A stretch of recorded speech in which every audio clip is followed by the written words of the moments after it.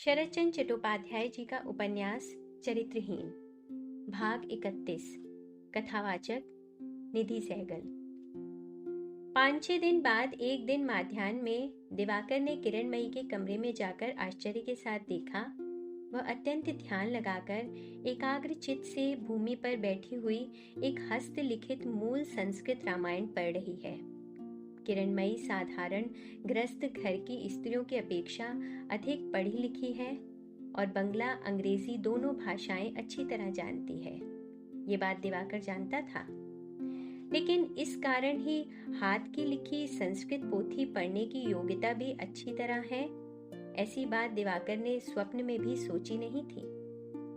पल भर में आश्चर्य और श्रद्धा से झुककर वह वहीं बैठ गया। किरणमयी ने हाथ के पन्ने को ठीक स्थान पर रोककर मुंह ऊपर उठाकर कहा, अचानक ऐसे असमय में कैसे आए?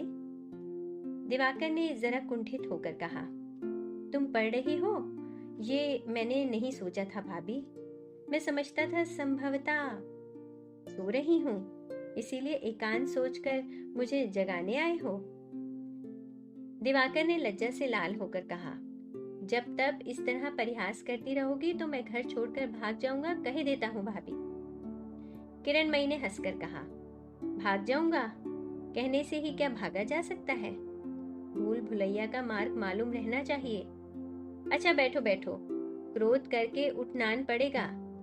मैं सोचती थी बबुआ, द्वार बंद करके बैठे बैठे जहर की छुरी के बाद तलवार कटार की तरह कोई बड़ी चीज तैयार कर रहे हो, इसीलिए मैंने भी बुलाया नहीं तो मुझे ही क्या दोपहर को रामायण पढ़ना अच्छा लगता है?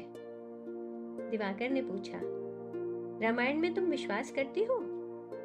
किरणमयी ने कहा, करती हूँ। दिवाकर ने अत्यंत आश्चर्य में पड़कर कहा, किंतु बहुत से लोग नहीं करते। वास्तव में इसमें इतने झूठ, इतने असंभव, इतने प्रक्षिप्त अंश हैं कि उन पर विश्वास नहीं किया जा सकता। किरणमयी ने जरा हंसकर पोथी को हाथ से ठेलकर कहा, यही तो मूल ग्रंथ है, इसमें से प्रक्षिप्त विषयों को निकाल दो तो देखूं।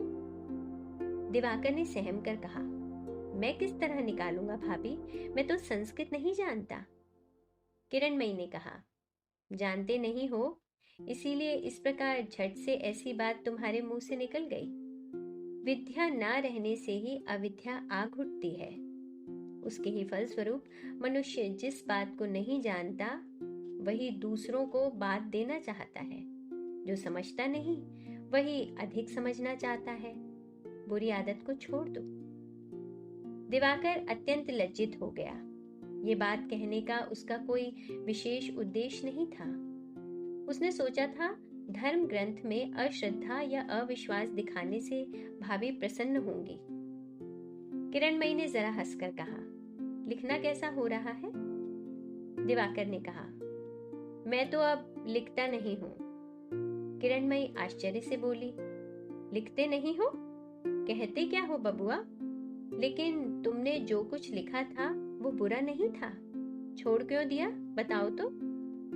दिवाकर बोला, क्यों लज्जित कर रही हो भाभी? मैंने उसके बाद बहुत विचार करके देखा है। तुम्हारी बात सत्य है। मेरा ये लेख दूसरे की चोरी भले ही ना हो, दूसरे का अनुकरण है तो अवश्य। वास्तव में मैं प्रेम का क्या जानता हूँ कि इतनी बातें लिखने लगा। इसीलिए अब मैं लिखता नहीं, केवल सोचता हूँ। सोचते हो? दिन रात सोचते हो? बताओ तो। मुझे ही तो नहीं। दिवाकर ने इस बात पर ध्यान न देकर कहा, फिर भी मुझे लगता है कि उपन्यास लिखने की झक को भी मैं किसी दिन छोड़ न सकूंगा। आज इसीलिए यही सोचकर मैं यहाँ आया हूँ कि तुमसे कुछ सीखूंगा। किरणमयी ने कहा, मुझसे तुम क्या सीखोगे बबुआ? प्रेम? दिवाकर ने प्रबल लज्जा को किसी प्रकार रोककर गंभीर होकर कहा, सब कुछ सीखूंगा, आवश्यकता पड़ेगी तो वह भी सीखूंगा। किरणमयी ने भी मुंह को कृत्रिम गंभीरता से परिपूर्ण करके कहा, लेकिन इसमें एक बखेड़ा है बबुआ। मुझे पकड़कर प्रेम सीखने लगोगे तो लोग क्या कहेंगे? दिवाकर झट से उठ खड़ा हुआ। बोला, जाओ, मैं जा रहा हूं, तुम तो केवल मजाक करती हो। किरणमयी ने लपक कर उसका हाथ पकड़कर मुस्कुराकर कहा, तो स्पष्ट कहो ना भाई कि परिहास नहीं चाहते, सच्ची बात चाहते हो। दिवाकर अपना हाथ तेजी से खींचकर शीघ्रतापूर्वक बाहर चला गया। किरणमयी ने मन ही मन हंसकर अपनी पोथी बंद कर दी। उसके बाद उचित स्थान पर उसे रखकर वह धीरे धीरे दिवाकर के कमरे में चली गई। दिवाकर मुंह उदास बनाए खिड़की के बाहर देखता हुआ चुपचाप बैठा था। किरणमयी ने कहा, क्रोध करके क्यों चले आए, बताओ तो। दिवाकर ने बिना मुंह घुमाए ही कहा, ये सब हंसी मजाक मुझे अच्छा नहीं लगता। किरणमयी क्षण भर चुप रहकर मीठे स्वर से बोली, तुम तो मेरे देवर लगते हो बबुआ, तुम्हारे साथ तो हंसी मजाक चलना ही चाहिए। ये सब ना करने से मैं कैसे जिंदा रह सकूंगी, बताओ तो। इस स्नेह भरे कोमल स्वर से दिवाकर का क्रोध शांत हो गया। आज सहसा पहले पहल उसे ज्ञात हो गया कि ये तो सत्य ही है, मुझे लज्जित होने की तो कोई बात ही नहीं है। हम लोगों का संबंध ही तो हास परिहास का है। ये बात झूठी भी नहीं कि बंगाली समाज में देवर भौजाई में एक मधुर हास परिहास का संबंध प्रचलित है, और ठीक कहाँ पर इसकी सीमा रेखा है ये भी बहुतों की दृष्टि में नहीं पड़ती, पढ़ने की आवश्यकता भी वे नहीं समझते। लेकिन इस निर्दोष हास परिहास की अधिकता से कभी कभी कितने विष बीज झर पड़ते हैं और अदृश्य में वे ही बीज अंकुरित होकर विष वृक्ष में परिणत हो जाते हैं और किसी समय समूचे पारिवारिक बंधन को कलुषित कर देते हैं। इसका हिसाब किताब लोग रखते हैं। दिवाकर ने मुंह फेरकर अभिमान के स्वर से कहा, मैं सीखने गया और तुमने परिहास करके मुझे भगा दिया। किरणमयी ने बिछौने के एक छोर पर बैठकर कहा, क्या सीखने गए थे? दिवाकर ने कहा, वही जो मैंने कहा था कि कहानी लिखने का झक मैं किसी प्रकार भी छोड़ न सकूंगा, इसलिए मैंने सोचा है कि तुम सिखा दोगी, बोलती जाओगी, मैं लिखता जाऊंगा। किरणमयी ने हंसकर कहा, वो तो फिर मेरा ही लिखना हुआ बबुआ। होगा तो होने दो, लेकिन मेरा तो सीखना होगा। केवल जानने से ही तो नहीं होता, व्यक्त करने की शक्ति भी तो होनी चाहिए। वो तो चाहिए ही, लेकिन व्यक्त करोगे क्या, सुनूं तो? वही तो तुम बता दोगी भाभी। हंसी आ गई फिर किरणमयी को। बोली, तब तो किसी और को पकड़ो जाकर देवर जी, ये काम मेरा नहीं है। जल की मछली अगर ये समझना चाहे कि मरुभूमि में मनुष्य प्यास से कैसे मरता है, तो फिर कोई दूसरा ढूंढना पड़ेगा, मेरी बुद्धि से बाहर है ये। जरा चुप रहकर दिवाकर बोला, भाभी, ये सच है कि मरुभूमि की तृष्णा से मैं अभिज्ञ नहीं हूँ, किंतु मैं जलचर भी नहीं हूँ। तुम्हारी तरह जब मेरा वास भी डांग पर है तो पिपासा की धारणा भी है। तुम कहकर तो देखो, एक बार मैं समझ पाता हूं कि नहीं। किरणमयी चुप ही रही, केवल हंसते हुए मुंह से ताकती रही। दिवाकर भी कुछ क्षण स्थिर रहकर बोला, यहाँ जो इतनी देर तक तुम रामायण पढ़ रही थी भाभी, मैं उसी की बात कहता हूँ। सीता के जिस रूप की अग्नि में रावण सब परिवार भस्म हो गया, नारी का वह रूप क्या है? और अकेला रावण ही तो नहीं, ऐसे अनेक रावणों का इतिहास मौजूद है। कवि लोग कहते हैं कि रूप की प्यास, तुमने भी तो उसी तरह की उपमा दी है। तुम ये मत सोचना भाभी कि मैं तुमसे तर्क कर रहा हूँ। मैं जानता हूँ कि तुम्हारे पैरों के पास बैठकर मैं बहुत दिनों तक सीख सकता हूँ। मैं तो केवल यही जानना चाहता हूँ कि इसे प्यास कहते हैं क्यों? पानी देखने से ही तो मनुष्य को प्यास नहीं लग जाती, तो फिर रूप देखने से ही उसको प्यास क्यों लगेगी? किरणमयी ने मुंह ऊपर उठाकर एकाएक हंसकर कहा, प्यास लगती है क्या बबुआ? इस हंसी और प्रश्न का यथार्थ अर्थ समझकर दिवाकर पल भर के लिए हतबुद्धि सा हो रहा, लेकिन दूसरे ही क्षण अपने को संभालकर बोल उठा, अवश्य लगती है। उसका संकुचित और दबा हुआ साहस इतनी देर में किस हद तक जाग गया था, इसे वह स्वयं भी नहीं जानता था। उसने कहा, ना लगने से संसार में बड़े बड़े कवि लोग शकुंतला भी नहीं लिखते, रोमियो जूलियट भी नहीं लिखते। इसीलिए मैं जानना चाहता हूँ, भाभी, नारी का ये रूप वास्तव में क्या वस्तु है, और प्रेम भी उसके साथ इस प्रकार घनिष्ठ रूप में लिपटा क्यों रहता है? किरणमयी ने गंभीर होकर कहा, तब तो तुम्हारी अवस्था अभी उतनी बिगड़ी नहीं है। दिवाकर व्यथित होकर बोला, सभी बातों को यदि तुम हंसकर उड़ा दोगी भाभी, तो रहने दो, मैं अब कुछ न पूछूंगा। उसकी ओर देखकर किरणमयी ने विषाद का ढोंग रचकर कहा, मैं मूर्ख स्त्री हूं बबुआ, मैं इन सब बड़ी बड़ी बातों का हाल क्या जानूं जो तुम क्रोध कर रहे हो।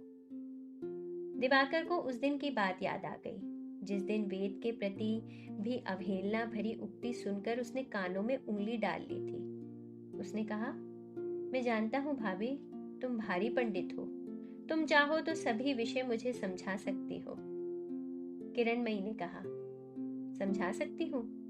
अच्छा, यदि मैं कहूँ कि स्त्री का रूप एक भ्रम मात्र है, वास्तव में ये कुछ भी नहीं है, मृग मरीचिका की भांति मिथ्या है, क्या तुम विश्वास करोगे? दिवाकर ने कहा, नहीं, इसका कारण ये है कि मरीचिका भी मिथ्या नहीं है, चाहे वो कुछ भी हो। दर्पण में मनुष्य का प्रतिबिंब पड़ता है, वह प्रतिबिंब है, आदमी नहीं है। ये तो मानी हुई बात है। प्रतिबिंब को मनुष्य कहकर पकड़ने की चेष्टा करना मूर्खता है, लेकिन रूप तो उस प्रकार किसी वस्तु का प्रतिबिंब नहीं है। सांप को रस्सी समझकर पकड़ने जाना भूल है, मरीचिका को भी पानी समझकर पकड़ने जाना भूल है, लेकिन रूप के पीछे तो मनुष्य केवल रूप की ही तृष्णा से दौड़ जाता है भाभी। किरणमयी ने कहा, बबुआ, अभी तुमने दर्पण में प्रतिबिंब देखने की उपमा दी है। जिस दिन तुम समझ जाओगे कि रूप भी मनुष्य का प्रतिबिंब ही है, मनुष्य नहीं है, उसी दिन प्रेम का पता पाओगे। लेकिन छोड़ो इस बात को। मैं पूछती हूँ कि रूप के ही पीछे मनुष्य क्यों दौड़ता हुआ जाता है? ये मैं नहीं जानता। भ्रमर जैसी स्त्री को छोड़कर भी गोविंदलाल रोहिणी के पीछे दौड़ गया था। ये बात मुझे बहुत ही अद्भुत ज्ञात होती है, लेकिन उसका फल क्या हुआ? पर जो कुछ भी हो भाभी, इस पर विचार करने का भार मनुष्य के हाथ में नहीं है। रोहिणी में रूप था, गुण नहीं था, किंतु रूप के साथ गुण रहने से गोविंदलाल की क्या दशा होती, कहा नहीं जा सकता। किरणमयी मौन ही रही। बीए फेल हुए इस लड़के पर मन ही मन उसकी श्रद्धा नहीं थी, लेकिन फेल हो जाने के कारण नहीं, पास हो जाने पर भी वह सोचती कि ये लोग केवल पाठों को कंठस्थ करके केवल पास भर कर सकते हैं और कुछ नहीं कर सकते, किंतु आवश्यकता पड़ने पर इनका शिक्षित मन तर्क भी कर सकता है, ये धारणा ही उसकी नहीं थी। उसने कहा, रूप प्रतिबिंब नहीं है, इस बात को इतने असंदिग्ध रूप से स्थिर मत रखो। जो भी हो, मैं तुमसे पूछती हूँ बबुआ, ये सब बातें तुमने स्वयं ही सोची हैं या किसी की सोची हुई बात सुनकर कर रहे हो? दिवाकर ने मुस्कुराकर कहा, नहीं भाभी, मेरी अपनी ही बातें हैं। बचपन से ही भगवान ने मुझे सोचने की सुविधा दी थी। किरणमयी ने क्षण भर मौन रहकर कहा, फिर इतनी सुविधा रहने पर भी रूप का तत्व ढूंढकर तुम ना पा सके? लेकिन आश्चर्य की बात यह है कि सतीश बबुआ ने भी मुझसे ठीक यही बात एक दिन पूछी थी, और भी एक व्यक्ति ने पूछी थी, और आज तुम भी पूछ रहे हो। मैं सोचती हूँ, मेरा रूप देखकर ही क्या तुम लोगों के मन में ये प्रश्न नहीं आता? दिवाकर एकाएक चौंक पड़ा। लज्जा से उसका मस्तक फट जाने लगा। उसने अपना मुंह झुकाकर कहा, मुझे क्षमा करो भाभी, मैं जानता नहीं था। किरणमयी ने हंसते हुए कहा, एक आध बार नहीं भाई, तुमको तो मैं 100 बार क्षमा करती हूँ। ये कहकर और पल भर मौन रहकर उसने मानो मन में आने वाली एक दुविधा को जोर से धकेल कर निकाल दिया। और अपनी अत्यंत सुंदर ग्रीवा जरा ऊंची कर एक प्रकार के कोमल करुण स्वर से बोली, बबुआ, आज तुमने जितनी बातें मुझसे पूछी हैं उनका यदि स्पष्ट उत्तर देने लगूं तो मेरी बातें दंभ की तरह होंगी। उसे तुमको भूल जाना पड़ेगा, नहीं तो अपनी भूल से मुझे गलत समझकर सभी बातों को तुम गड़बड़ कर दोगे। मेरी बात तुम्हारी समझ में आती है ना? दिवाकर ने चुपचाप सिर हिला दिया। किरणमयी क्षण भर स्थिर रहकर कहने लगी, मेरे शरीर का ये रूप केवल पुरुषों की ही दृष्टि में नहीं, मेरी अपनी भी दृष्टि में एक अद्भुत वस्तु है। इसी से इसकी बात मैंने बहुत सोची है। जो कुछ मैंने सोचा है संभवतः वही ठीक भी है, हो सकता है नहीं भी हो, लेकिन वह जो कुछ भी हो, अपनी इस भावना को जब एक देवर से कहने में मैंने संकोच नहीं किया, तब तुमसे कहने में भी न हिचकूंगी। अपने आप को देखकर मुझे कैसा जान पड़ता है जानते हो? ज्ञात होता है संतान धारण करने के लिए जो सब लक्षण सबसे अधिक उपयोगी हैं, वह नारी का रूप है। सारे विश्व के साहित्य में, काव्य में यही वर्णन उसके रूप का वास्तविक वर्णन है। दिवाकर मौन होकर निहारता रहा। किरणमयी उसके स्तब्ध मुख पर नवीन यौवन की सद्य जागृत क्षुधा की मूर्ति अकस्मात अनुभव करके संकोच से एकाएक रुक गई, लेकिन पल भर में दूसरे ही क्षण उस भाव को बलपूर्वक दबाकर बोली, वास्तव में बबुआ, इसी स्थान पर मानो रूप का एक छोर दिखाई पड़ता है। इसलिए नारी का बाल्य रूप मनुष्य को आकर्षित करने पर भी उसे उन्मत्त नहीं करता। फिर जबकि वो संतान धारण करने की उम्र पार कर जाती है, तब भी ठीक यही दशा हो जाती है। सोचकर देखो बबुआ, केवल नारी की ही नहीं, पुरुष की भी यही दशा है। तभी एक नारी का रूप रहता है जब तक कि वो संतानोत्पादन कर सकती है। ये सृष्टि करने का सामर्थ्य ही उसका रूप है, यौवन है। सृष्टि करने की इच्छा ही उसका प्रेम है। दिवाकर ने धीरे से कहा, लेकिन किरणमयी बीच में ही रोककर बोल उठी, नहीं, लेकिन के लिए इसमें स्थान नहीं है। विश्व चराचर में जिस ओर इच्छा हो आंखें उठाकर देखो, वही एक बात मिलेगी बबुआ। सृष्टि तत्व की मूल बात तुम्हारे सृष्टिकर्ता के लिए ही रहे, लेकिन इसके काम की ओर एक बार ध्यान से देखो। तुम देखोगे इसका प्रत्येक अणु परमाणु निरंतर अपने को नए रूपों में सृजन करना चाहता है। किस प्रकार वह अपने को विकसित करेगा, कहाँ जाने से, किसके साथ मिलने जुलने से, क्या करने से ये और भी सबल और उन्नत होगा, यही उसका अविराम उद्यम है। दृश्य हो अदृश्य हो, अंदर हो बाहर हो, इसी से प्रकृति का नित्य परिवर्तन होता रहता है। और इसीलिए नारी में पुरुष जब ऐसा कुछ देख पाता है, ज्ञान से हो या अज्ञान से हो, जहां वह अपने को अधिक सुंदर और सार्थक बना सकेगा, तो उस लोभ को वह किसी प्रकार भी रोक नहीं पाता। दिवाकर ने धीरे से कहा, तब तो इस दशा में चारों ओर ही मारकाट मच जाती है। किरणमयी ने कहा, कभी कभी मच जाती है अवश्य, लेकिन मनुष्य में लोभ दमन करने की शक्ति, स्वार्थ त्याग करने की शक्ति, समझ तथा शासन की शक्ति, कितनी ऐसी शक्तियां हैं जिनके कारण चारों ओर एक ही साथ आग नहीं लग सकती।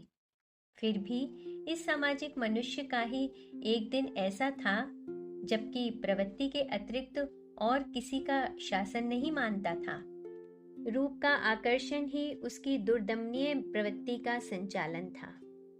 वही था उसका प्रेम। बबुआ, इसको ही संस्कृति तथा सभ्यता के वस्त्र पहनाकर सजावट श्रृंगार से तैयार कर देने से उपन्यास का निर्दोष प्रेम हो जाता है। दिवाकर ने चकित होकर कहा, कहाँ तो पाश्विक प्रवृत्ति की ताड़ना और कहाँ स्वर्गीय प्रेम का आकर्षण। जो मनुष्य पशु की प्रवृत्ति से भरा हुआ है, वह शुद्ध निर्मल पवित्र प्रेम की मर्यादा क्या समझेगा? इस वस्तु को वह पाएगा कहाँ? तुम किसके साथ किसकी तुलना करने जा रही हो भाभी? मैं तुलना नहीं करती भाई, केवल यही बता रही हूँ कि दोनों हैं एक ही वस्तु। इंजन की जो वस्तु उसको आगे की ओर धकेल कर ले जाती है, वही वस्तु उसे पीछे को भी ठेल सकती है, दूसरी नहीं। जो प्रेम कर सकता है वही केवल सुंदर असुंदर सभी प्रेमों में अपने को डुबा सकता है, दूसरा नहीं। उसकी जिस वस्तु ने भ्रमर को प्रेम किया था, ठीक वही वस्तु उसको रोहिणी की ओर भी खींच ले गई थी। लेकिन हरलाल जो वह नहीं कर सका। उसने सांसारिक भले बुरे, कर्तव्य अकर्तव्य, सुविधा असुविधा पर सोच विचार करके आत्मसंयम किया था। लेकिन गोविंदलाल ये नहीं कर सका। फिर भी हरलाल गोविंदलाल से अच्छा मनुष्य नहीं था, बहुत बुरा था। तो भी उसने जिसे घृणा से त्याग दिया था, दूसरे ने उसी को सिर पर चढ़ा लिया। ये सिर पर चढ़ा लेना तरह तरह के कारणों से व्यर्थ हो सकता है, लेकिन समस्त दुख, ग्लानि, लज्जा के अतिरिक्त एक बृहत्तर सार्थकता का संकेत एक व्यक्ति को खींचकर एक दूसरे के पास ले जाता हो, ऐसी बात भी तो कोई बलपूर्वक कह नहीं सकता भाई। दिवाकर शोभ के साथ बोला, तुम्हारी सभी बातों को यद्यपि मैं समझ नहीं सका, लेकिन पवित्र प्रेम स्वर्गीय नहीं है, ऐसी अद्भुत बात को मैं किसी प्रकार भी मान नहीं सकता भाभी। किरणमयी ने कहा, तुम्हारे मानने पर तो कुछ भी निर्भर नहीं करता बबुआ। हम लोगों का ये शरीर भी तो अत्यंत नश्वर है, बिल्कुल ही पार्थिव वस्तु है, लेकिन इसमें तो मैं कोई दुख का कारण नहीं देखती। शिशु जन्म लेने के बाद जब तक अपने जड़ शरीर में सृष्टि शक्ति का संचय नहीं करता, तब तक प्रेम का सिंह द्वार उसके लिए बंद ही रहता है। प्रवृत्ति की ही ताड़ना से वह उस सिंह द्वार को पार कर आता है। उसके पहले वह अपने माता पिता को, भाई बहन को प्यार करता है, इष्ट मित्रों को भी प्यार करता है, किंतु जब तक उसका पंचभूत का शरीर बड़ा नहीं हो जाता, तब तक तुम्हारे पवित्र प्रेम की कोई भी खबर का अधिकार उसको नहीं मिलता। तब तक स्वर्गीय आकर्षण उसे तिल भर भी नहीं हिला पाता। पृथ्वी का आकर्षण तो सदा से ही उपस्थित है, लेकिन उस आकर्षण से वृक्ष का पका फल ही आत्मसमर्पण करता है, कच्चा फल नहीं कर सकता। उसका रेशा गूदा पृथ्वी के रस से ही पकता है, स्वर्गीय रस से नहीं पकता। सुंदर पुष्प रूप से, गंध से मधुमक्खियों को खींचकर फल पर परिणित हो जाता है। वही फल फिर समय पर भूमि पर गिरकर अंकुर में परिणित हो जाता है। यही है प्रवृत्ति, यही है उसका स्वर्गीय प्रेम। सारे विश्व में ये जो अविच्छिन्न सृष्टि नाटक चल रहा है, रूप का खेल चल रहा है, वह स्वर्गीय नहीं है। इसलिए दुख मनाने या लज्जित होने का तो कोई कारण ही मैं नहीं देखती। कुछ रुककर किरणमयी बोली, अंधकार में भूतों के भय से यदि नेत्र बंद करके ही तुम आराम पाते हो, तो मैं तुमको नेत्र खोलकर देखने को नहीं कहती, लेकिन मैं प्रवृत्ति की ताड़ना नहीं चाहती। स्वर्गीय प्रेम का ही उपभोग करूंगी। प्रेम ऐसी साधारण वस्तु नहीं है। दिवाकर ने पूछा, तो फिर संसार में पवित्र प्रेम, घृणित प्रेम, ये दो क्यों हैं? किरणमयी हंस पड़ी, बोली, तुम्हारा ये तर्क तो ठीक सतीश बबुआ के तर्क की तरह हुआ। संसार में इन दोनों के रहने की बात है, इसलिए है। जिसको तुम घृणित कहते हो, वास्तव में वो तो सुबुद्धि का अभाव है, अर्थात जिसको प्रेम करना उचित नहीं था, उसे ही प्रेम करना। अपनी ही असावधानी से पेड़ से गिरकर हाथ पैर तोड़ लेने का अपराध पृथ्वी के प्रत्याकर्षण पर मर देना और प्रेम को कुत्सित घृणित कहना एक ही बात है बबुआ। इसी प्रकार संसार में एक का अपराध दूसरे के सिर पर रख दिया जाता है। ये कहकर एकाएक किरणमयी मौन हो रही और अपने हृदय में क्या है इसे मानो भली भांति देखने लगी। दूसरे ही क्षण बोली, जीवन का प्रत्येक अणु परमाणु अपनी उत्कृष्ट परिणति के बीच विचार करने का लोभ किसी प्रकार भी संवरण कर सकता है। जिस देह में उसका जन्म होता है, उस देह में जब उसकी परिणति की निर्दिष्ट सीमा समाप्त हो जाती है, तब वही उसकी यौवन अवस्था कही जाती है। तभी वो दूसरी देह के संयोग से सार्थक होने के लिए शिराओं और उपशिराओं में विप्लव का जो तांडव नृत्य आरंभ करती है, उसे तो पंडित लोगों ने नीति शास्त्र में पाश्विक कहकर घृणा की है। इसका तात्पर्य समझ न सकने से ही हतबुद्धि विज्ञ लोग इसे घृणित कहते हैं, विभत्स कहकर सांत्वना पाते हैं। लेकिन आज मैं तुमको निश्चित रूप से कहती हूँ बबुआ, कि इतना बड़ा आकर्षण किसी प्रकार भी ऐसा घृणित, ऐसा हीन नहीं हो सकता। ये सत्य है, सूर्य के प्रकाश की भांति सत्य है, ब्रह्मांड के आकर्षण की भांति सत्य है। कोई भी प्रेम किसी दिन घृणा की वस्तु नहीं हो सकता। ये बात सुनकर दिवाकर सचमुच ही विहल हो उठा। उसकी छाती में एक प्रकार की धड़कन होने लगी। ऐसा उत्तप्त तीव्र कंठ स्वर तो उसने किसी दिन सुना ही नहीं था। नेत्रों की ऐसी उत्कट दृष्टि भी तो उसने कभी नहीं देखी थी। डरते डरते उसने पूछा, भाभी? क्यों बबुआ? मेरे जैसे नासमझ को उपदेश देने में संभवतः तुम्हारा धीरज नहीं रहता। ये क्या बबुआ? मुझे बहुत ही अच्छा लग रहा है। दिवाकर ने जरा हंसने की चेष्टा करके कहा, अच्छा लगने से तुम्हारे मुंह से ये सब उल्टी सीधी बातें क्यों निकली? अभी अभी तुमने स्वयं ही कहा कि जिसे प्रेम करना उचित नहीं है, उसे प्रेम करने को ही घृणित प्रेम कहते हैं। फिर कह रही हो इसका तात्पर्य समझ न सकने के कारण ही विज्ञ लोग उसे बुरा करते हैं। तो फिर सत्य कौन है? किरणमयी ने कहा, दोनों ही सत्य हैं। विधवा रोहिणी को प्यार करना क्या गोविंदलाल का अनुचित काम नहीं था? प्रेम करना क्या कोई ऐसा काम है कि उसका न्याय अन्याय होगा? स्त्री को छोड़ जाना ही उसका बुरा काम था। दिवाकर फिर एक बार उत्तेजित हो उठा। बोला, छोड़कर चला जाना तो अवश्य ही बुरा काम है, 1000 बार बुरा काम है। लेकिन अपनी स्त्री को छोड़कर किसी दूसरी स्त्री को मन ही मन प्यार करना भी क्या अन्याय नहीं है? उसकी उत्तेजना पर किरणमयी हंसने लगी। बोली, बबुआ, अपने को इतना शक्तिशाली न समझना चाहिए।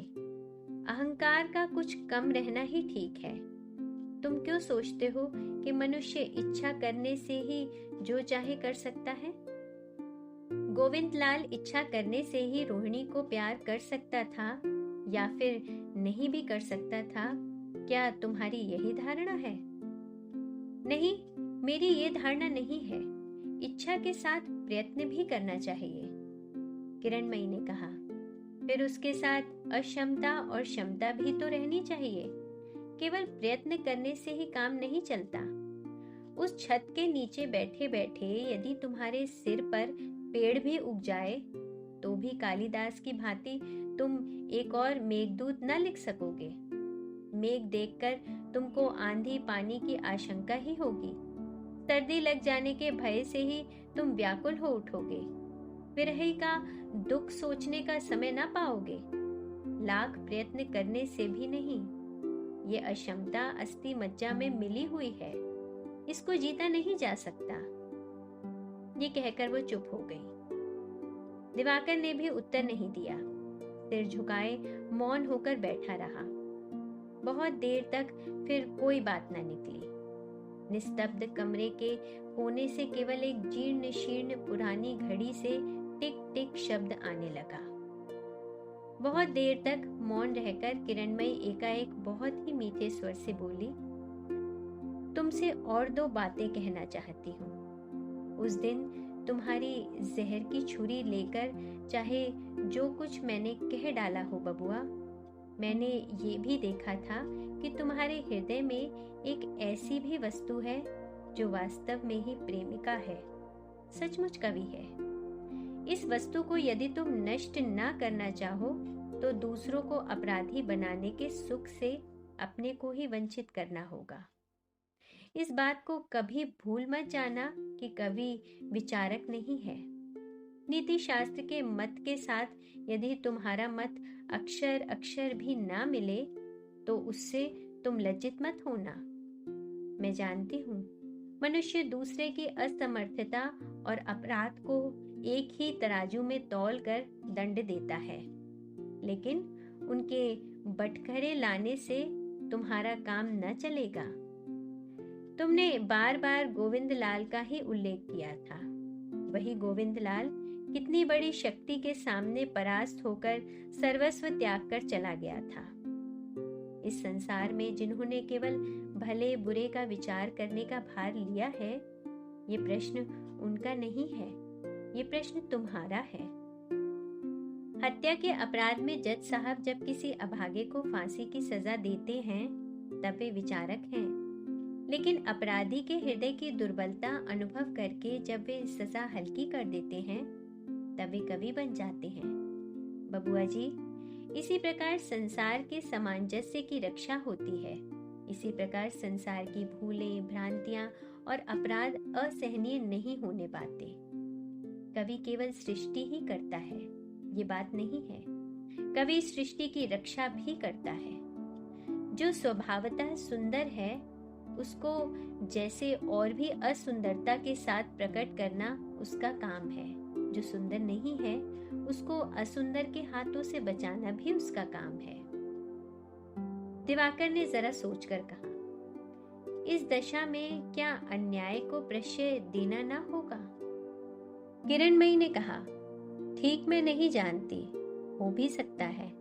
सुनती हूँ मन के विरुद्ध अत्यंत घृणा उत्पन्न कर देना भी संभवतः कवि का ही काम है, लेकिन अच्छे के प्रति अत्यंत लोभ जगा देना क्या उसकी अपेक्षा बड़ा काम नहीं है?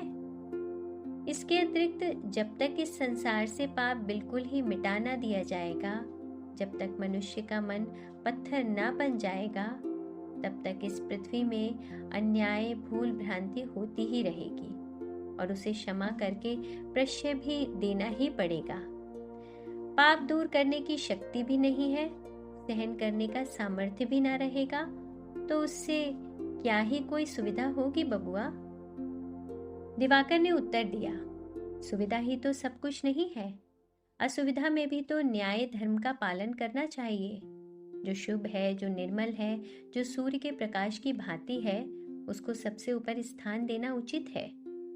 किरणमयी ने कहा, नहीं, यदि पाप मनुष्य के रक्त के साथ न लगा रहता तो उस दशा में तुम्हारा कहना ही सच होता। एक न्याय के अतिरिक्त संसार में और कुछ भी न रहने पाता। दया, माया, क्षमा आदि चित्त वृत्तियों के नाम तक भी किसी को ज्ञात न रहते। तुम सूर्य के प्रकाश के श्वेत रंग के साथ न्याय की तुलना कर रहे थे, लेकिन क्या श्वेत रंग सब रंगों के मेल से ही नहीं बनता? ये उज्जवल प्रकाश जैसे टेढ़े शीशे के भीतर जाने से रंगीन हो उठता है, उसी प्रकार न्याय भी अन्याय, अधर्म, पाप ताप के टेढ़े रास्ते से दया, ममता, क्षमा से चित्रित होकर दिखाई देते हैं।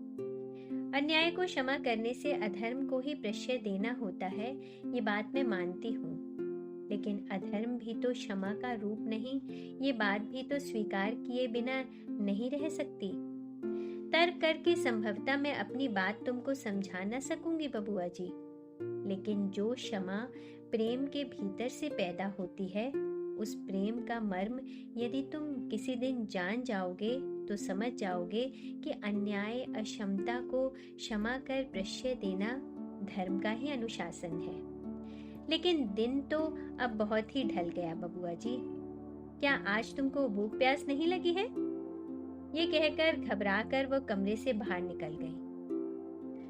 संध्या के बाद दिवाकर खाना खाने के लिए बैठा तो धीरे धीरे बोला, आज सारा दोपहर का समय मेरा बहुत ही आनंद से बीता। कितनी नई बातें मैंने सीखी, ये मैं कह नहीं सकता। किरणमयी ने मुस्कुराते हुए कहा, अनेक बातें ही तुमने सीखी हैं, तो मुझे अपना गुरु मानना चाहिए।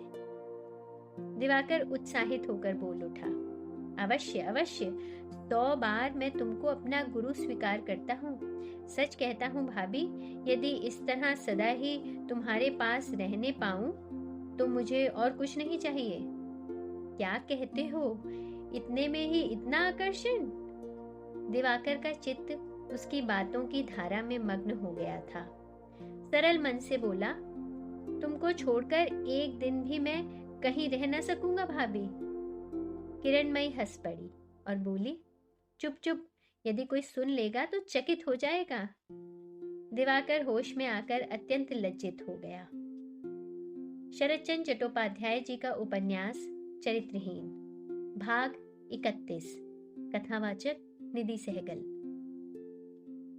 शरतचंद्र चट्टोपाध्याय जी का उपन्यास चरित्रहीन, भाग 32। कथावाचक निधि सहगल।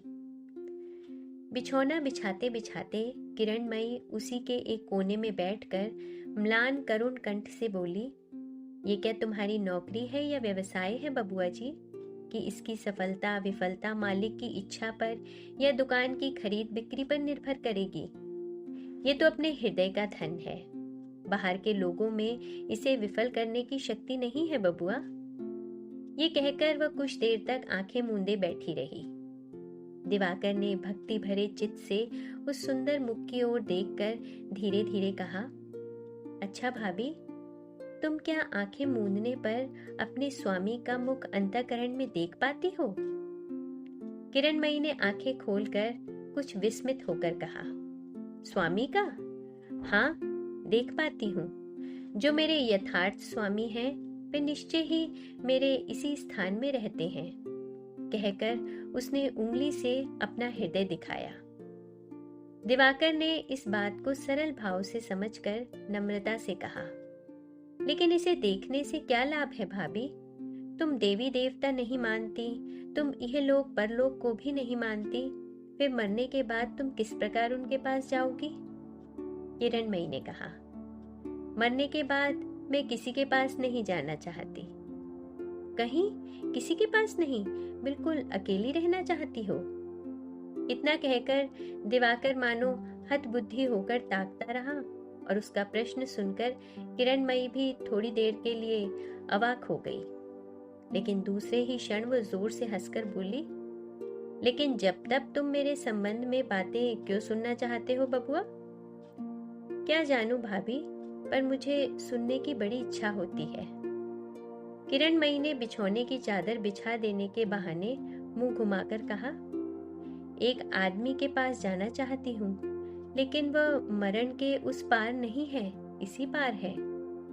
दिवाकर ने कहा, लेकिन वे तो मरण के उस पार चले गए हैं, इस पार किस प्रकार फिर तुम उनको पाओगी?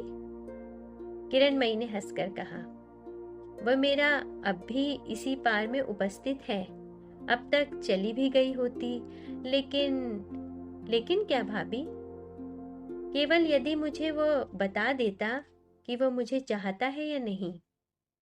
दिवाकर ने फिर आश्चर्य में पड़कर पूछा, कौन इस पार है? कौन बताएगा कि वह तुमको चाहता है या नहीं? तुम कहती क्या हो भाभी? किरणमयी के मुख पर पल भर के लिए एक मलिन छाया पड़ गई, लेकिन क्षण भर में ही वह हट गई और फिर उसका समूचा मुख उज्जवल हो उठा। कृत्रिम क्रोध के स्वर में उसने कहा, तुम बड़े ही दुष्ट हो बबुआ जी, अपना मुंह खोलकर स्वयं कुछ भी नहीं कहना चाहते, केवल मेरे मुंह से 100 बार सुनना चाहते हो। जाओ, उसकी खबर मैं तुमको ना बता सकूंगी। ये कहकर अपने मुंह को जरा ओट में करके वह मुस्कुराने लगी। दिवाकर ने यह हंसना देख लिया और एक अज्ञात आवेग में उसका हृदय तीव्र गति से धड़कने लगा। अपने को संभाल कर उसने कहा, मेरे पास कहने की कौन सी बात है भाभी कि मुंह खोलकर मैं तुमसे कहूंगा? किरणमयी उसकी ओर घूमकर खड़ी हो गई। बोली, इतने दिनों से तुमको मैंने इतना सिखाया, वह सब व्यर्थ हो गया? एक बार अपनी छाती पर हाथ रखकर देखो तो वहां एक भयानक बात खलबली मचा रही है या नहीं? सच कहो। दिवाकर ने मंत्रमुग्ध की भांति कहा, क्या बात है? मुझे क्या सिखाया तुमने? किरणमयी ने कहा, तुमने मुझे आश्चर्यचकित कर दिया बबुआ जी। इसी आयु में क्या अभिनय करना सीख गए हो? लेकिन तुम मुंह खोल कर न कहोगे तो मैं भी कुछ न कहूंगी। इससे मेरी ही छाती फट जाए या तुम्हारी ही फट जाए। ये कहकर ही एकाएक झुककर दिवाकर की ठोड़ी को एक बार हाथ से हिलाकर वह तेजी से कमरे से बाहर चली गई। दिवाकर को जैसे सांप सूंघ गया। इससे पहले कई बार किरणमयी ने तरह तरह के मजाक किए थे, सैकड़ों बार छल से स्पर्श किया था, लेकिन आज का ये परिहास, ये स्पर्श कान तक झंझना उठे। धमनियों में जैसे बिजली दौड़ गई। शरीर के प्रत्येक रक्त बिंदु के ऐसे द्रुत वेग का अनुभव इससे पहले उसे कभी नहीं हुआ था। शरदचंद्र चट्टोपाध्याय जी का उपन्यास चरित्रहीन, भाग 32। कथावाचक निधि सहगल। शरदचंद्र चट्टोपाध्याय जी का उपन्यास चरित्रहीन, भाग 33। कथावाचक निधि सहगल। बहुत दिनों के बाद आज फिर प्रातःकाल अघोरमयी मोहल्ले की कई बूढ़ी स्त्रियों के साथ काली जी के दर्शन करने काली घाट गई थीं। बता गई थीं कि माता की आरती हो जाने पर, थोड़ी रात बीत जाने पर घर लौटूंगी। रात के लगभग 8 बजे थे। दिवाकर अपने बिछौने पर चुपचाप लेटा हुआ था। उसके सिरहाने एक मिट्टी का दीपक टिमटिमाता हुआ जल रहा था। इसी क्षीण प्रकाश में थोड़ी ही देर पहले वह दुर्गेश नंदिनी नामक पुस्तक पढ़ रहा था।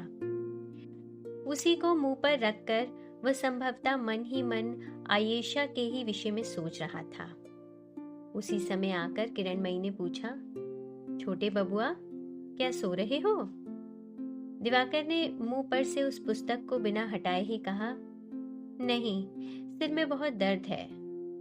किरणमयी ने कहा, तो अच्छी दवा हो रही है। सिरहाने दीपक जला रखने से क्या सिर दर्द मिट जाता है बबुआ जी? दिवाकर ने कहा, ये पुस्तक कल ही लौटा देनी है, इसलिए समाप्त कर रहा हूं। किरणमयी ने कहा, नेत्र बंद करके आयेशा की चिंता करते रहने से ही पुस्तक समाप्त ना होगी भाई। आंखें खोलकर पुस्तक पढ़ी जाती है।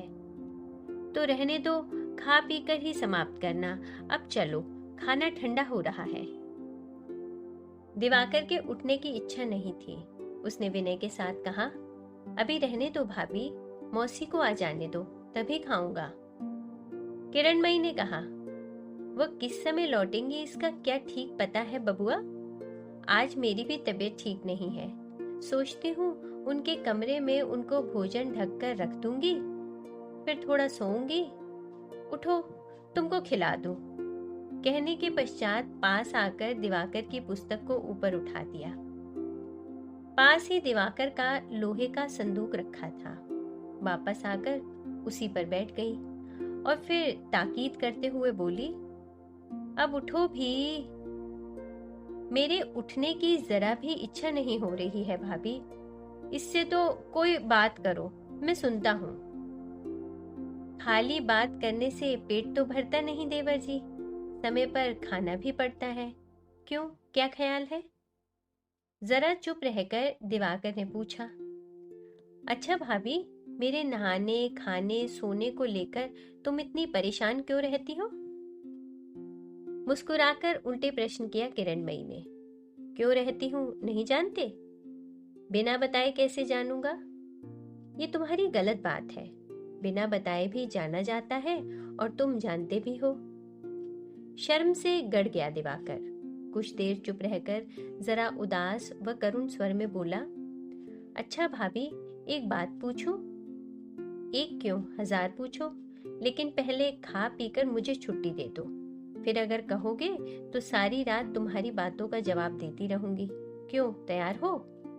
कहकर वो फिर हंसने लगी। इस परिहास का जवाब देने का प्रयास करते हुए कृत्रिम सहानुभूति के स्वर में दिवाकर बोला, ठीक है भाभी, तुम शायद इसी सख्त बक्से पर बैठे बैठे सारी रात मेरी बातों का जवाब देती रहोगी।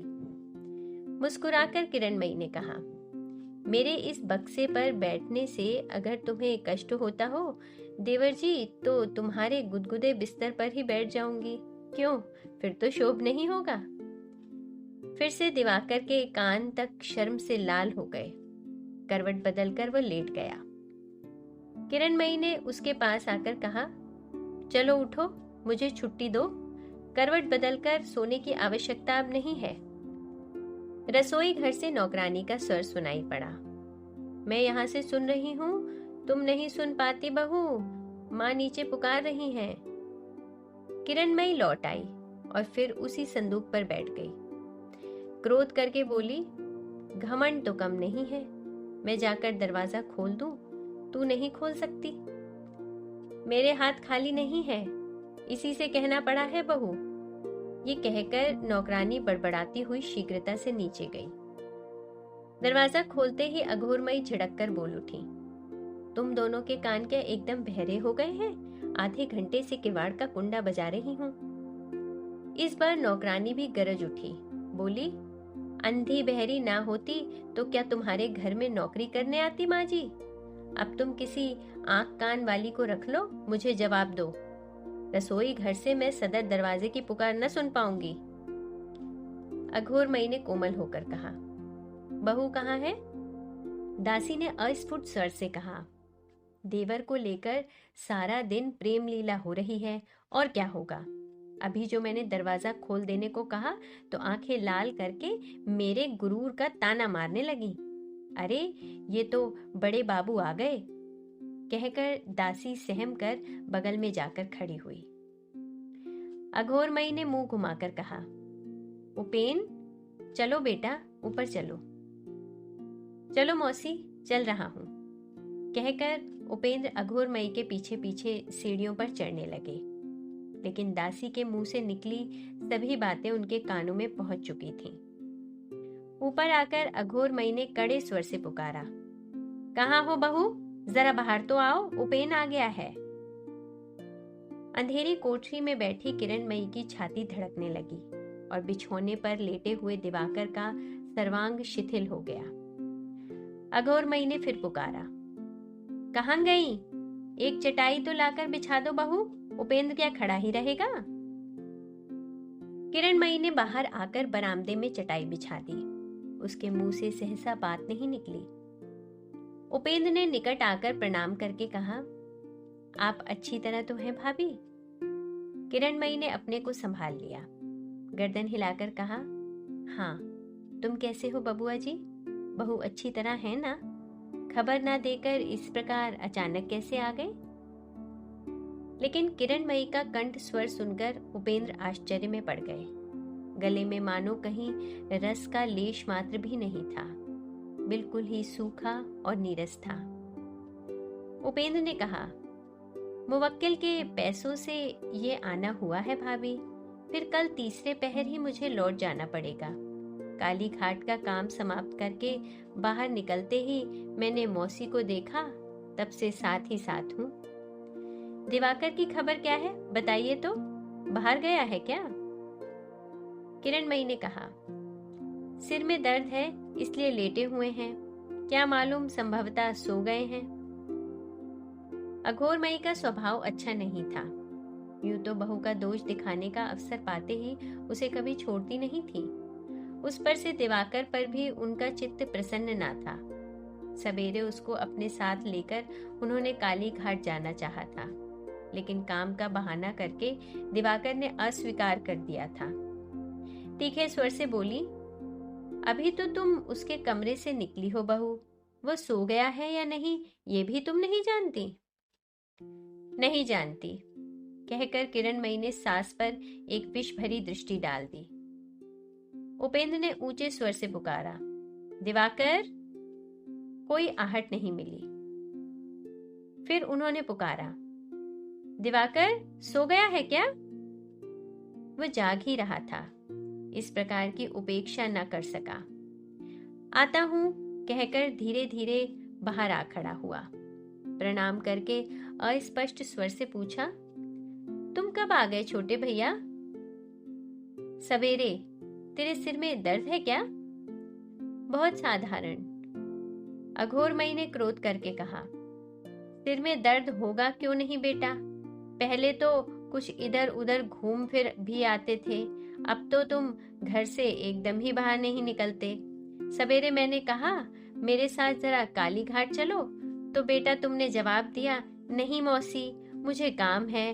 तुमको कौन काम था बताओ तो? दिवाकर चुपचाप खड़ा रहा। उपेंद्र ने पूछा, चिट्ठी पत्री लिखना तूने बंद कर दिया है? किसी कॉलेज में भर्ती हुआ? दिवाकर ने मीठे स्वर से कहा, कॉलेज खुलते ही भर्ती हो जाऊंगा, अभी तक नहीं हुआ। ये सुनकर उपेंद्र के दोनों नेत्र अंगारे की तरह जलने लगे। बोले, कॉलेज खुले 16-17 दिनों से अधिक हो गए हैं, तुझे संभवतः ये भी जानकारी नहीं है? दिवाकर का चेहरा कागज जैसा सफेद पड़ गया। वो काठ की मूर्ति की भांति खड़ा रहा।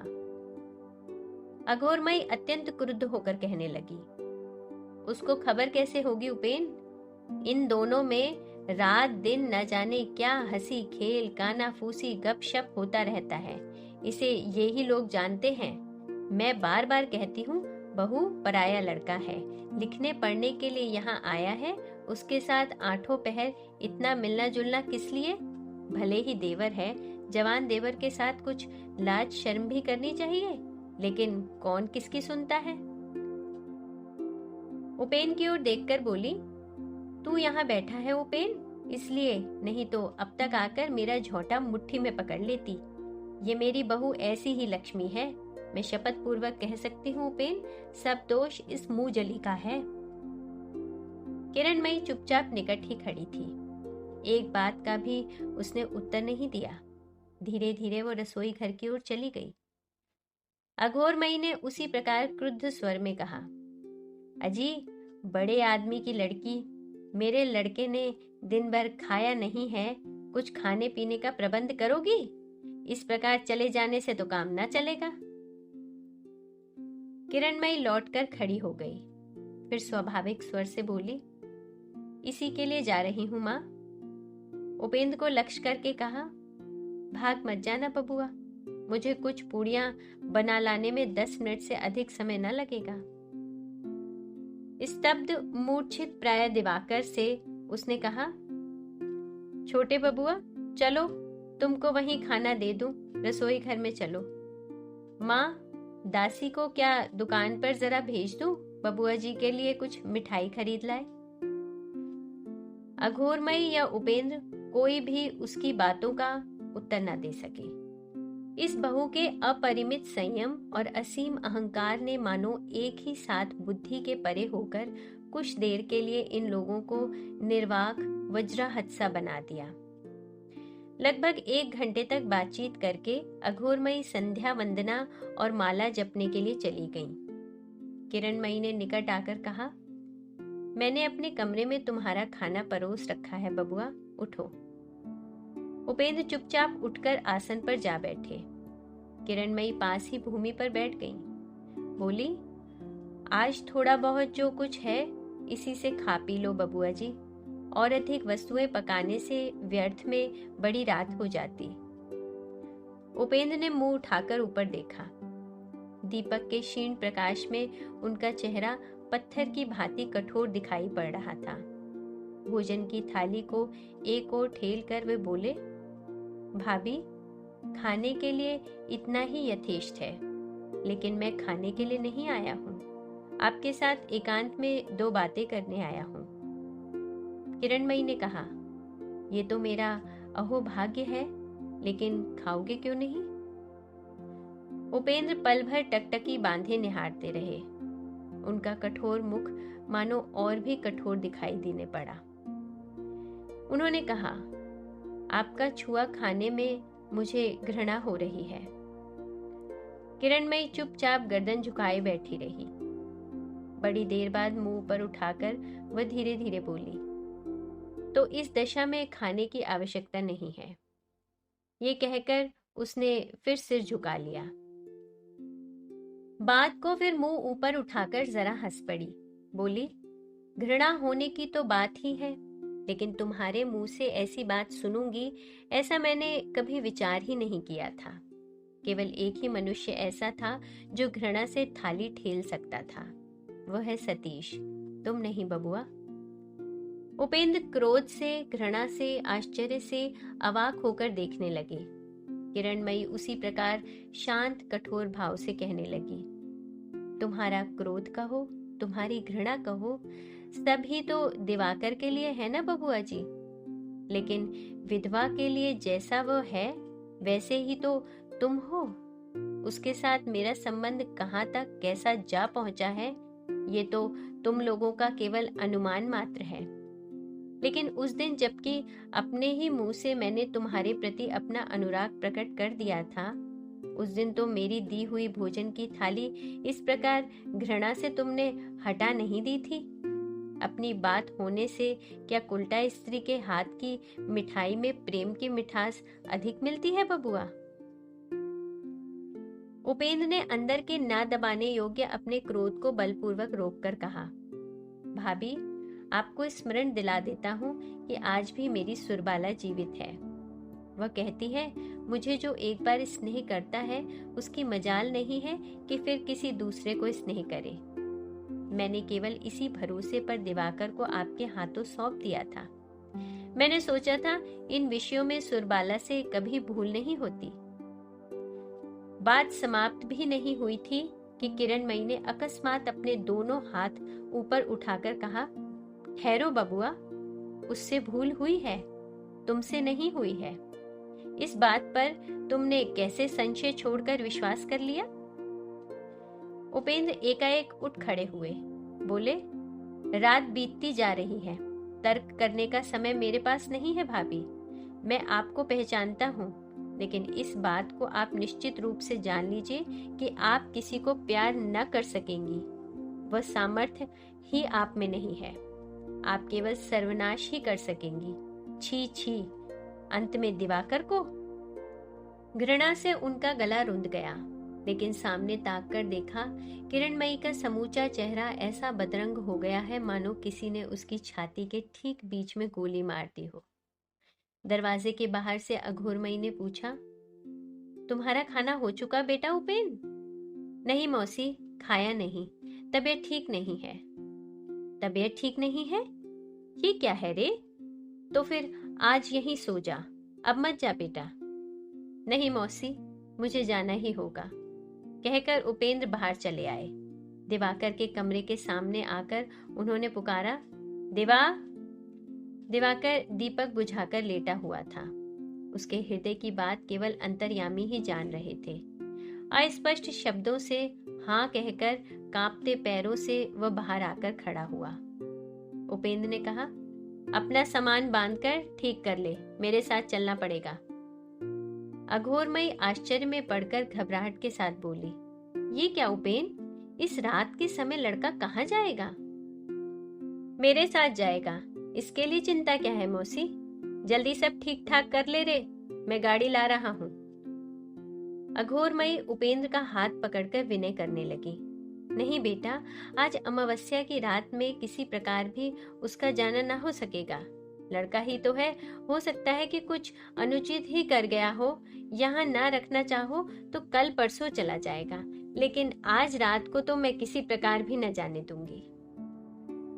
बाधा पाकर उपेंद्र ने हताश होकर कहा, लेकिन उसको एक रात भी यहाँ रखने की मेरी इच्छा नहीं है मौसी। अच्छा, आज अमावस्या की रात बीत जाने दो, लेकिन कल सवेरे फिर आप मत रोकिएगा। दिन में 10 बजे के भीतर ही उसे ज्योतिष के घर भेज देना। ये कहकर अघोरमयी को प्रणाम करके शीघ्रता से वह नीचे उतर गए। मुख्य द्वार के निकट अंधेरे में पीछे से उनकी चादर को किसी ने खींचा। मुंह फेर कर देखते ही किरणमयी ने झुककर उनके दोनों पांव पकड़ लिए। कहा, मेरी छाती फटती जा रही है बबुआ, सब झूठी बातें हैं। छी छी, तुम मुझे ऐसी नीच समझ रहे हो? चुप रहिए, बहुत अभिनय आप कर चुकी, अब और नहीं, कहकर उपेंद्र ने अत्यंत घृणा से उसके माथे को जोर से धकेल दिया। धकेलने के साथ ही पैरों को छोड़कर वो एक ओर झुककर गिर पड़ी। नास्तिक, अपवित्र, निर्लज्ज, कहकर उपेंद्र उसकी ओर तनिक भी न देखकर शीघ्रता से बाहर चले गए। किरणमयी फौरन उठ बैठी। संभवतः उसने चिल्लाकर कुछ कहना चाहा, लेकिन उसके गले से आवाज नहीं निकली। केवल खुले दरवाजे की ओर निहारती रही और नेत्रों से मानो आग की चिंगारियां निकलने लगीं। बहुत दिनों पूर्व ठीक इसी स्थान पर खड़ी होकर उसके दोनों नेत्रों से ऐसी ही उन्मत्त दृष्टि ऐसी ही प्रज्वलित वहिन्य शिखा दिखाई पड़ी थी जिस दिन सतीश के साथ उपेंद्र पहले पहल यहाँ आकर बाहर निकले थे। फिर आज अंतिम विदाई के दिन भी उसी के विरुद्ध उन्हीं दोनों आंखों में उसी तरह आग जलने लगी। अरे बहू, तुम इस तरह क्यों बैठी हो? तू क्या घर जा रही है?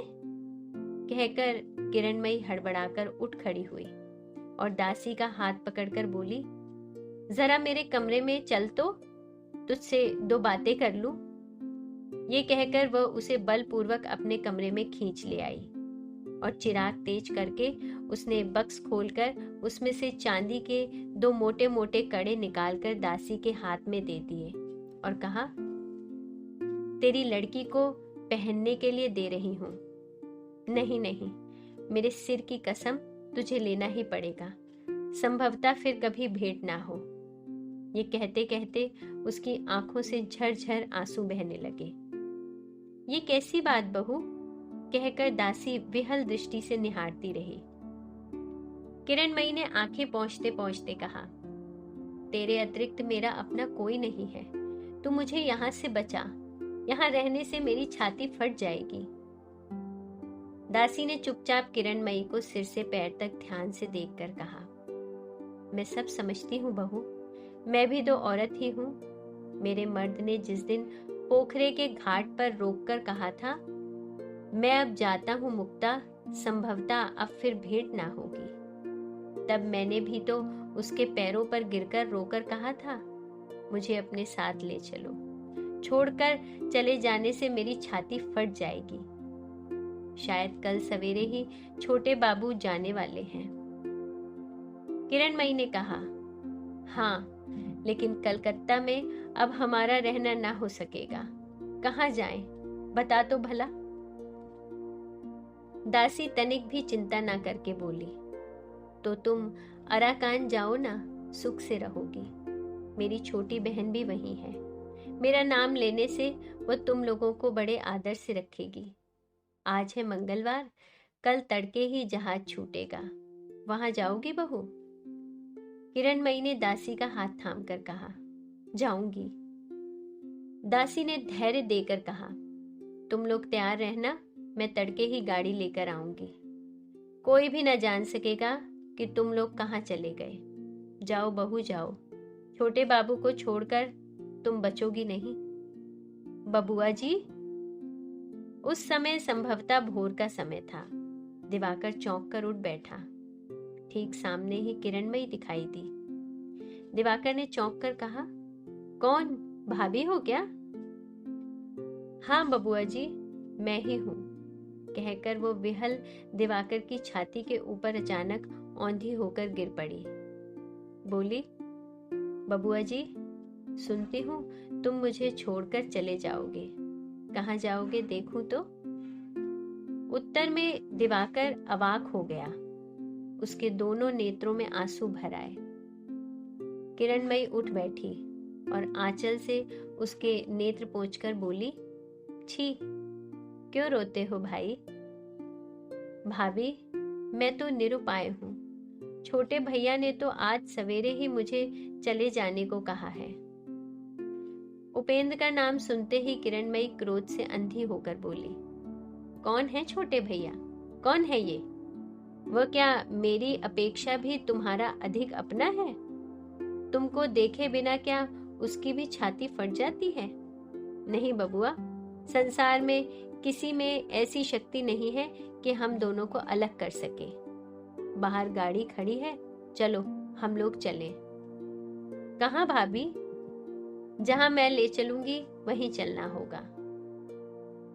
अच्छा चलो, कहकर दिवाकर चलने को तैयार हो गया।